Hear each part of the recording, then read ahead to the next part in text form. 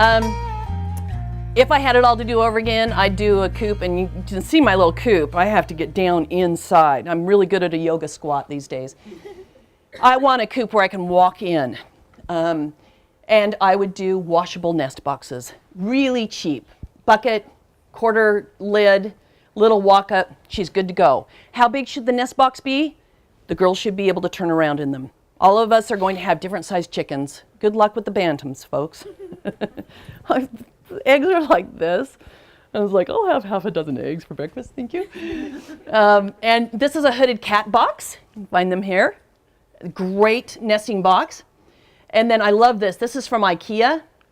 I think it's a brilliant idea. She cut out these two drawers and put tape. So these are the nest boxes for the girls. These are all her supplies. The girls, the chickens, kind of hang out up here, roost up here, and they poop into this. And she takes that drawer and right in her compost. I thought, oh, there it is. Once I get my coop that I can walk into, that's what I'm going to do. Smart stuff. Fresh from your coop, unwashed, non-fertilized eggs do not need to be refrigerated. Don't wash them as long as they're unfertilized, because what happens is when they're laid, there's a protein that goes on the egg that's called the bloom, and it just protects the egg. It can sit on your counter for 2 weeks without any sign of deterioration. I mean, I've been to Mexico. Yeah, the eggs are all sitting out there right next to the pig that's hanging out and flies. And, yeah. Anyway, I always wanted to say, shouldn't all that be in the refrigerator? But the eggs don't have to be in the refrigerator. Nature's way. The United States is one of the only places where people actually refrigerate their eggs. Almost everybody else does not. Okay. So Singapore, my sister lived there. They don't refrigerate their eggs, yeah.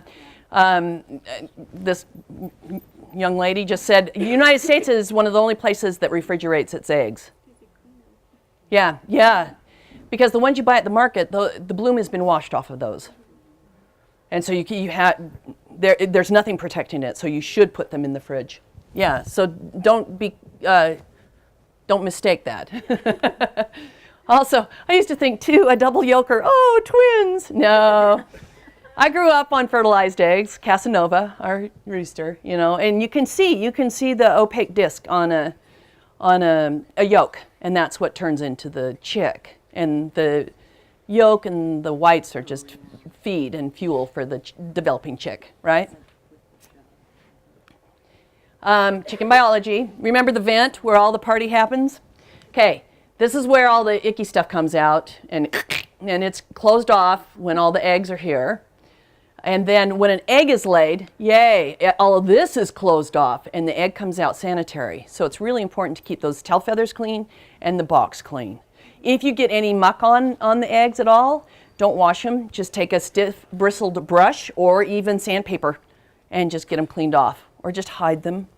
When my sister comes over, I don't let her see me crack the eggs. So no, Hedwig's backside's pretty clean. The red jungle fowl is what all of our chickens descended from. And they were bred over years and by scientists and farmers to lay eggs every day, every 24 to 26 hours. And then they take a day off here and there. We've talked about the combs, the earlobes, combs, and wattles. Oh my. These are the wattles, just for those in the back who didn't see that, and combs. And you have single combed girls. You can have a pea comb, a rose comb. The girls who have the pea combs and rose combs, the combs that are closer to their head, instead of the one single one, fare better in the wintertime in terms of frostbite. Fun fact, you can tell a chicken's color of her egg by her ear color. If it's white and light colored here, it's going to be white. If it's dark at all, it's going to be a brown, some kind of brown egg. The only ones you can't do that with are the Americanas and the Aracanas, the colored eggs. Okay, let's talk about biosecurity for just a minute. We've had a case of avian flu here in the Treasure Valley. If some of you didn't know about it, what it is it's a highly pathogenic, meaning it'll kill you right there, and it's very susceptible, or they can share it. Influenza that can wipe out flocks fast. So the carriers of this influenza are the wild birds that fly this Pacific flyway, okay? Mainly ducks, any kind of ducks, wild ducks. And they just carry it. They're vectors is what they call them. They don't die from it, they just carry it. So if you have an area where there's a pond in your yard or something like that, and you know ducks are there, you can't have your chickens commingle. You can't even have them in the same area because those ducks carry that disease and will pass it on to your chickens, okay?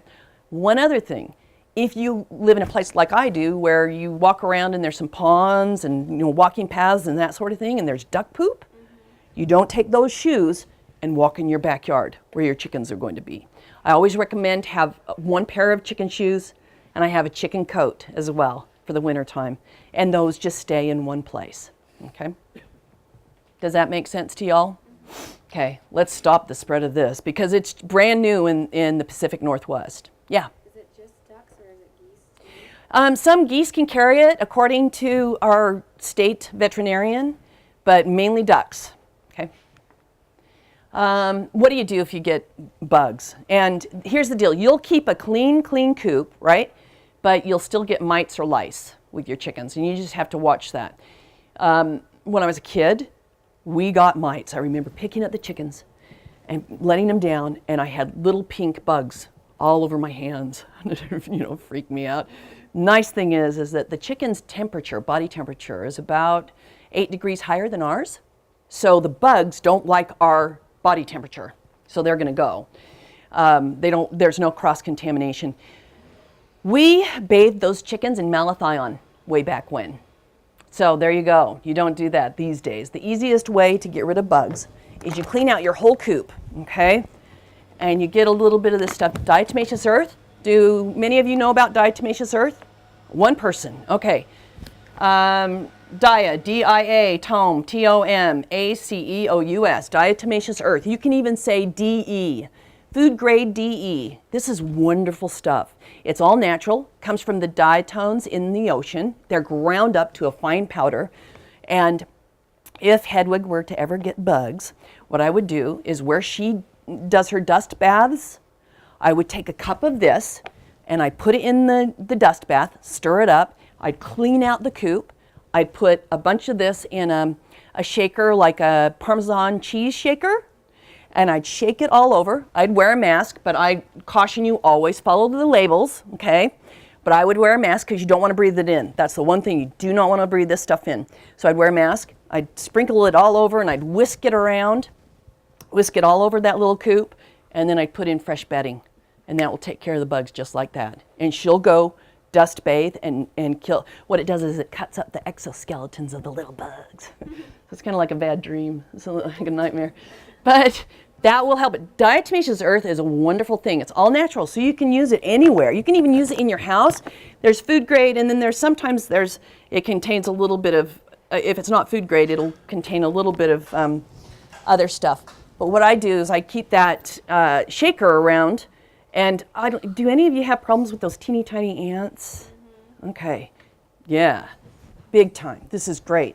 So you put it in that shaker and you shake it all along the base of your foundation of your house, and then I whisk it back into the foundation, and I don't have any ant problems in the summertime.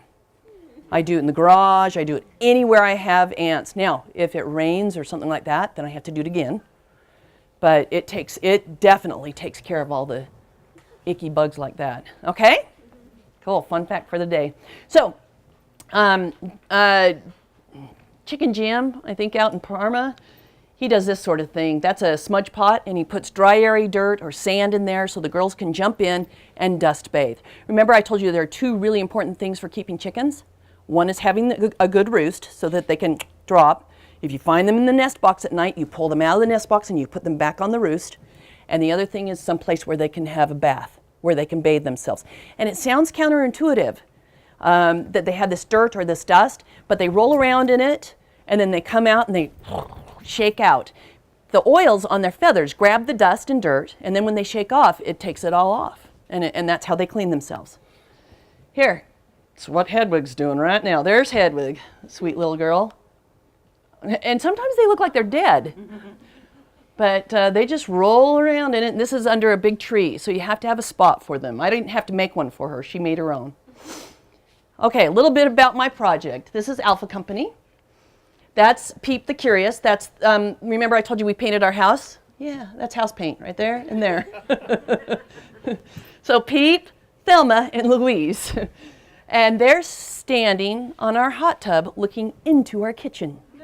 Oh yeah, they're very curious. There, see, still on the hot tub, looking into the kitchen. That's in the wintertime. You see the Christmas cactus right there. This is Bravo Company. And I wanted to show you this picture. This was the second group I got. This is, that's an Americana. You saw Hedwig is a cream color, right? Americanas can be all different colors. And they have little feathers that come out of their cheeks. And they're so cute. So she looks like a hawk. And then this one is a Moran. I had to have a chicken that laid one of those dark brown eggs, right? You get into it and you go, oh, I gotta have one of those, you know? That's why that list of chickens back there is a good list for y'all to have. Now remember, that list differs from the list at the D&B down in Garden City, right, on Glenwood.